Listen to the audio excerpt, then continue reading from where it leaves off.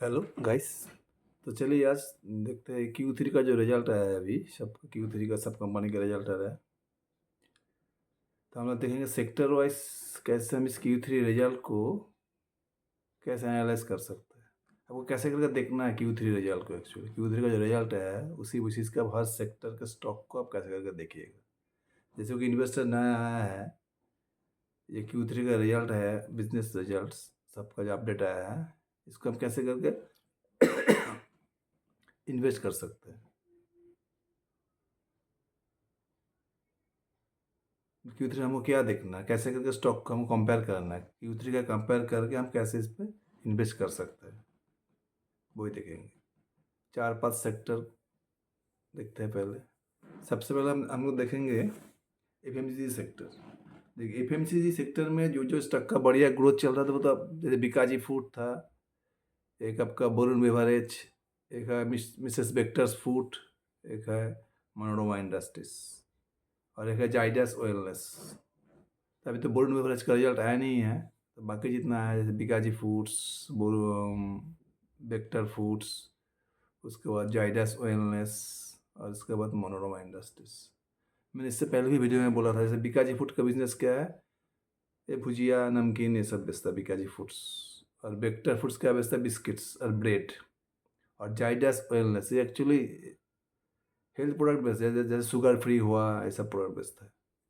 और है मनोरमा इंडस्ट्रीज, ये क्या बेचते हैं, आपका कोको बटर जो होता है, कोको बटर इक्विवेलेंट है जो चॉकलेट में लगता है। और फैट्स जो चॉकलेट या कॉस्मेटिक्स में लगता है जो, ये सब बनाता है।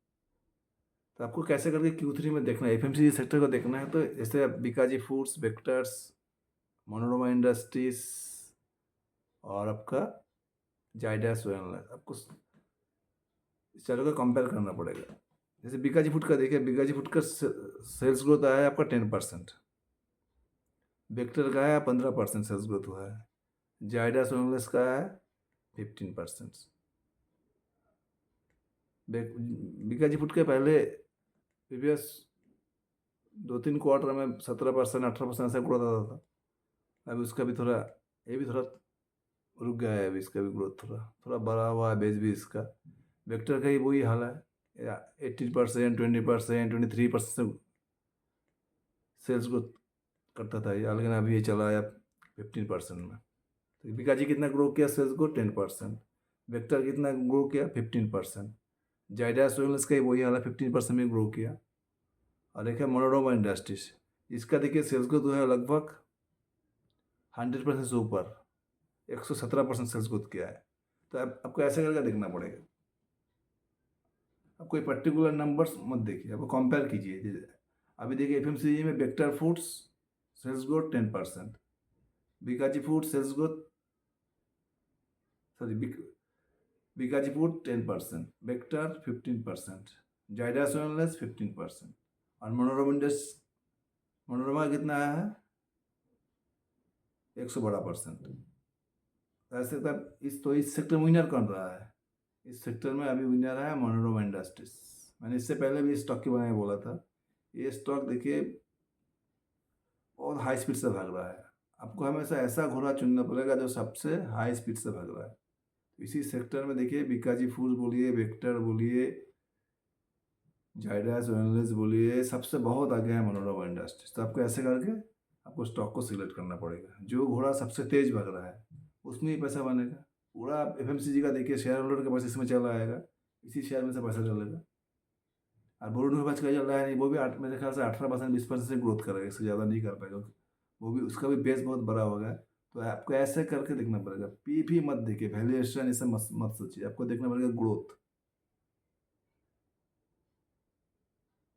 जब तक ग्रोथ इंटैक्ट रहेगा सेक्टर में, जिसका सबसे ज़्यादा ग्रोथ रहेगा उसी शेयर का आपको लेना पड़ेगा, तभी इसमें पैसा बनेगा। तो FMCG सेक्टर में अभी विनर्स कौन है, बेस्ट रखा है मनोरमा इंडस्ट्रीज। तो बाकी जितना है Bikaji foods, vector food, Zydus wellness, इन सबसे बहुत आगे है। तो FMCG सेक्टर का विनर्स है मनोरमा इंडस्ट्रीज। इसका मैं कौन कल ही पढ़ा था, इन लोगों का गाइडेंस ही बहुत ज़बरदस्त है। ये लोग अभी इसका जो प्रोडक्शन कैपेसिटी पहले था 15,000 मेट्रिक टन पर ईयर, इसका भी ये लोग करते हैं 40,000 मेट्रिक टन। जो 25,000 मेट्रिक टन लोग कैपेसिटी बढ़ा दे, मैन्युफैक्चरिंग कैपेसिटी। तो अभी देखिए इस ईयर से इसका फुल यूटिलाइज होगा, तो इस कंपनी का और भी फायदा होगा। ये और भी बहुत बढ़िया बढ़िया काम कर रहा है। जैसे ये लोग नया नया 6 सब्सिडरी खोल रहा है, इन लोगों का ब्रांचेस खोल रहा है। कहाँ पे? साउथ अफ्रीका में। और भी नया 6 सब्सिडरीज खोल रहा है वहाँ पे। शियाना इन लोगों का तो सब मैंगो सीड, साल सीड, सिया सीड, ये सब कलेक्ट करके ये लोग कोको वाटर इक्विवेलेंट बनाता है, फैट बनाता है, जो चॉकलेट में लगता है, कॉस्मेटिक में लगता है। इन लोगों का बिजनेस है। ये सब सीड कलेक्ट करने के लिए ये लोग अभी साउथ अफ्रीका में 6 सब्सिडरीज बना रहा है। यूयू में एक तो उन लोगों का ब्रांच खोल रहा है। वो जो कुवैत, इराक, ईरान, जो ये सब रीजन का जो कंट्री है, ये सब बिजनेस बनाने के लिए। ब्राज़ील में भी इन लोगों का एक तो ब्रांच खुला है। लैटिन अमेरिका में ये लोग बिजनेस को और भी एक्सपेंड करने की कोशिश करते हैं। ये लोग मैन्युफैक्चरिंग कैपेसिटी भी बढ़ा रहा है और हर जगह में सब्सिडरी खोल रहा है। और इसको देखिए रेवेन्यू ग्रोथ तो बहुत ज़बरदस्त आ रहा है। तो आपको एफएमसीजी सेक्टर में अभी फिलहाल सबसे बेहतरीन स्टॉक लग रहा है मुझे मनोरमा इंडस्ट्रीज। आपको ऐसे करके देखना, कंपेयर करना पड़ेगा हर सेक्टर में। उसके बाद देखिए प्लेटफॉर्म सेक्टर। देखिए प्लेटफॉर्म जो ऐप होता है ऑनलाइन, जो प्लेटफॉर्म होता है जैसे CDSL, जहाँ पे हम लोग शेयर खरीदते हैं बेचते हैं, जिस प्लेटफॉर्म उसका नाम है CDSL। और एक होता है कैंप्स, ये म्यूचुअल फंड डिपोजिटरी है। अब जिस भी कंपनी के म्यूचुअल फंड लीजिएगा, आपको कैंप्स में आपको काम करना पड़ेगा। एक ऐप है, यह mutual fund depository. KFin tech, ये भी एक म्यूचुअल फंड डिपोजिटरी है। म्यूचुअल फंड का 2 डिपोजिटरी है, एक कैंप्स और एक कैफिन टेक। और एक MCX, ये शेयर का डिपोजिटरी नहीं है, ये कमोडिटीज का प्लेटफॉर्म है। जैसे NSE BSE में लोग हम लोग क्या करते हैं, जो ट्रेडर्स जो करते हैं, जो ट्रेडिंग करते हैं, ऑप्शन ट्रेडिंग, फ्यूचर ऑप्शन करता है, जो ट्रेडिंग करता है, जो सेम MCX में। लेकिन इसमें शेयर का ट्रेडिंग नहीं होता, इसमें होता है कमोडिटीज का ट्रेडिंग, गोल्ड हुआ, और भी मेटल्स, एनर्जी, ये सब। तो देखते आप ये 4 है platform stock basically, CDSL, camps, MCX, caffeine. अभी इसमें देखना पड़ेगा सबसे तेज कौन भाग रहा है। अभी देखो CDSL का क्या है, CDSL का रेवेन्यू को 30% रहा है, कैम्प्स का लगभग वही आया 30%, कैफिन टेक का 33% रहा है ऐसा। और CDSL का तो प्रॉफिट को घट गया, इसका ऑपरेटिंग लेवरेज नहीं मिला है। सीरीज का प्रॉफिट ग्रोथ हुआ 20%। ये पहले 50% 60% से भागता था, लेकिन अभी क्या 2-3 महीने से देखिए शेयर बाजार रुक गया है। बाजार का थोड़ा सेंटीमेंट भी डाउन है, इसलिए लोग ज़्यादा शेयर मार्केट में नहीं आ रहा है, शेयर ज़्यादा बाइंग सेलिंग नहीं हो रहा है। तो सीरीज का रेवेन्यू तो कम हो गया है। लेकिन स्टॉक अच्छा है, जब भी मार्केट ऊपर जाएगा तो ये शेयर भागता रहेगा। स्टॉक को भी ऑपरेटिंग लेवरेज मिलेगा, बिजनेस बढ़ेगा, हर कुछ बढ़ेगा। लेकिन अभी देखिए जो Q3 का रिजल्ट है, इसमें CDSL 30% किया top line growth, sales growth. CAMS भी लगभग 30% किया है, कैफिन टेक 33%, सब तीन सेम है। लेकिन इसमें सबसे बेस्ट लगा मुझे वो MCX, जो कमोडिटी, जहाँ पे कमोडिटी ट्रेडिंग करता है जिस platform MCX, multi commodity exchange. इसका देखिए टॉप लाइन ग्रोथ हुआ है 57%, और प्रॉफिट ग्रोथ तो इसका लगभग 3000% हुआ है, क्योंकि प्रीवियस ईयर -5 करोड़ में था शायद, अभी 160 करोड़ प्रॉफिट हुआ है। इसका गाइडेंस भी बहुत अच्छा है। शेयर मार्केट अगर वोलेटाइल रहेगा ना, ऊपर जाएगा, नीचे नीचे जाएगा, तो MCX को कोई फर्क नहीं पड़ेगा। लेकिन यहाँ पे तो हम शेयर का ट्रेड नहीं कर रहा है, यहाँ पे करते हैं सब कमोडिटी करते हैं, गोल्ड, मेटल, एनर्जी, ये सब।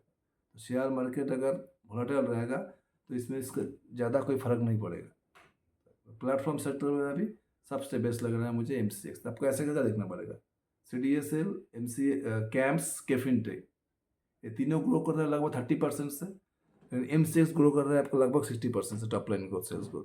तो प्लेटफॉर्म सेक्टर में कौन हुआ विनर? MCX। अब देखते रिटेल सेक्टर। रिटेल सेक्टर में देखिए 4-5 स्टॉक था यहाँ पे, ट्रेंड, डीमार्ट, स्टाइल बाजार, और आपका V-Mart और विशाल मेगा मार्ट। विशाल मेगा मार्ट तो 20% से ग्रो किया, सेल्स ग्रोथ। V-Mart का ये वही हाल है, 15% 16% में टॉप लाइन ग्रोथ हुआ है। स्टाइल बाजार का आपका 24% में ग्रोथ किया है, और ट्रेंड किया 34% सेल्स ग्रोथ, और डीमार्ट का भी बहुत ख़राब हाल है। डीमार्ट का ही 18% सेल्स ग्रोथ हुआ है। इस सेक्टर में सबसे ज़्यादा सेल्स ग्रोथ किया है V2 रिटेल ने। V2 रिटेल लास्ट 2-3 क्वार्टर से सबसे ज़्यादा सेल्स ग्रोथ दिखा है। सबका देखिए 20%, 18-20% सब ग्रोथ कर रहा है। डीमार्ट, वी-मार्ट, स्टाइल बाज़ार, विशाल मेगा मार्ट, खाली 2 कंपनी इसमें देखिए, एक है ट्रेंट 34% सेल्स ग्रोथ किया इस क्वार्टर में, और V2 रिटेल 58%। अगर आप ट्रेंट को देखिए, ट्रेंट का तो बेस बहुत बड़ा हो गया है अभी, लगभग 900 इन लोगों का स्टोर खुल गया पूरे इंडिया में। इसका बेस अभी बहुत बड़ा हो गया। तो ये तो ट्रेंड पहले क्या होता था, इससे पहले देखिए ट्रेंड 60%, 65% से ग्रोथ कर रहा था। जूडियो का एक्सपेंशन कर रहा था, ये लोग लगातार जूडियो का स्टोर खुल रहा था। इसलिए देखिए लास्ट 2-3 साल से ये लोग 60%, 70% सेल्स ग्रोथ कर रहा था। अभी का तरफ बेस बड़ा बन गया। 30% इसके लिए बहुत अच्छा सेल्स ग्रोथ है। लेकिन आपको ऐसे करके नहीं, मार्केट को कोई फर्क नहीं पड़ता आपका कितना मार्केट कैप है, कितना बड़ा कंपनी है। अभी मार्केट कंपेयर करेगा रिटेल में। देखिए रिटेल में भी 2 स्टॉक अच्छा कर रहा है, एक है ट्रेंड और एक है V2 रिटेल। ट्रेंड कितने से जा रहा है 34%, और V2 रिटेल जा रहा है 60%। तो क्या अभी शेयर होल्डर का पूरा पैसा चला आएगा V2 रिटेल में, क्योंकि ट्रेंड का बेस भी बड़ा बन गया है। अभी ट्रेंड तो उसी रेट से ग्रो नहीं कर पाएगा। अभी ट्रेंड का देखिए धीरे धीरे ग्रोथ रहा है, शायद 30-25 ऐसे कुछ होगा। अभी 60%, 70% में ट्रेंड ग्रो नहीं कर पाएगा, क्योंकि तो चला गया ना, बड़ा जगह पहुँच गया है वो। 900 उसका स्टोर्स है। और V2 का कितना है, V2 अभी 170 है। अब V2 का गाइडेंस देखिए, वो लोग कह रहे हैं अगले 5 से 10 साल तक वो लोग 50% ग्रोथ करेगा सेल्स ग्रोथ, कोई दिक्कत नहीं होगा। और बोला वो नेक्स्ट ईयर में और 100 स्टोर खुलेगा। तो रिजल्ट भी सबसे बेस्ट है, गाइडेंस भी ज़बरदस्त है। तो इस सेक्टर में देखिए Vishal mega mart, V mart, D mart, style bazaar, Trent, V2 retail, इसमें सबसे ज़बरदस्त लग रहा है मुझे V2 रिटेल। तो ऐसे करके आपको कंपेयर करके चलना पड़ेगा।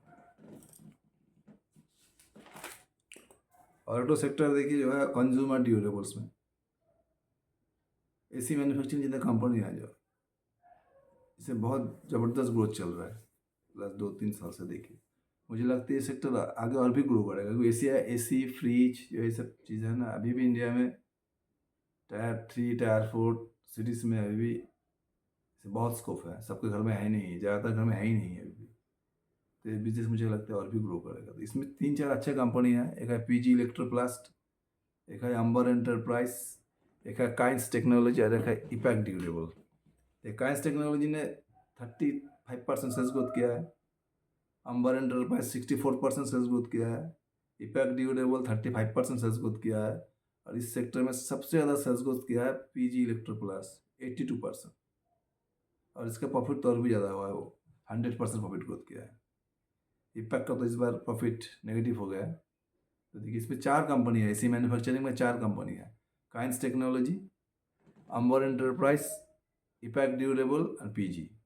काइंस का कितना आया सेल्स को 35%, इपैक का 35%, अंबर एंटरप्राइज 60%, 64%। इस सेक्टर में सबसे ज़्यादा सेल्स ग्रोथ किया है PG इलेक्ट्रोप्लस 82%। तब किसको क्या चलना पड़ेगा अभी PG इलेक्ट्रोप्लस, क्योंकि सबसे ज़्यादा सेल्स ग्रोथ है। अभी क्या हुआ, शेयर होल्डर का ज़्यादा पैसा किस में जाएगा, PG इलेक्ट्रोप्लस में। तो आप कैसे करके कंपेयर करना पड़ा। अब कुछ मत देखिए, पी फी ये सब का कोई वैल्यू नहीं है, कितना डेप्थ कितना है, किसका पास कैश फ्लो कितना है, सब का कोई वैल्यू नहीं है। सेल्स ग्रोथ हाई पी में भी स्टक चलेगा अगर उसका सेल्स ग्रोथ रहेगा। जिसका सेल्स ग्रोथ रुक जाएगा ना, कम हो जाएगा जिसका, उसको वो हाई पी में भी नहीं चलेगा, लो पी में भी नहीं चलेगा। जैसे HDFC बैंक नहीं चल रहा है, उसका तो पी 17-18 है, फिर भी नहीं चल रहा है। कोटक बैंक नहीं चल रहा है, 17-18 का पी है। पेज इंडस्ट्री का पी है, वो भी नहीं चल रहा है। जब तक सेल्स ग्रोथ इंटैक्ट रहेगा ना स्टॉक का, तब चलेगा। हाई पी हो लो पी हो चलेगा। जब सेल्स ग्रोथ कम हो जाएगा, हाई पी में भी नहीं चलेगा, लो पी में भी नहीं चलेगा। मेन होता है sales growth, top line growth. और सेक्टर में होता है हाउसिंग फिनेंस। हाउसिंग फिनेंस में देखिए 4-5 अच्छे कंपनी है, बजाज हाउसिंग फिनेंस, आभास, एप्टस वैल्यू, इंडियन शेल्टर और होम फर्स्ट। ये 5 अच्छे कंपनी है। ये लोग मोर देन 20% ग्रो कर रहे हैं लास्ट 2 साल, 1-1.5 साल से। देखिए अच्छा, इससे बजाज हाउसिंग फिनेंस 26% इसका सेल्स ग्रोथ, आवास का 17%, एप्टस वैल्यू 28% सेल्स ग्रोथ है, होम फास्ट का 37% और इंडियन शेल्टर का है आपका 46%, लगभग 50%। सबको ऐसे करके कंपेयर करना पड़ेगा। बजाज हाउसिंग कितना, बजाज हाउसिंग देखिए, आवास देखिए, एप्टस वैल्यू देखिए, सबने 20% 25% के बीच में ही रहा है। आवास का तो फिर भी कम है, 17% है।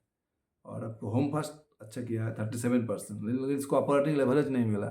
37% इसका टॉप लाइन ग्रोथ हुआ है, लेकिन प्रॉफिट 24%।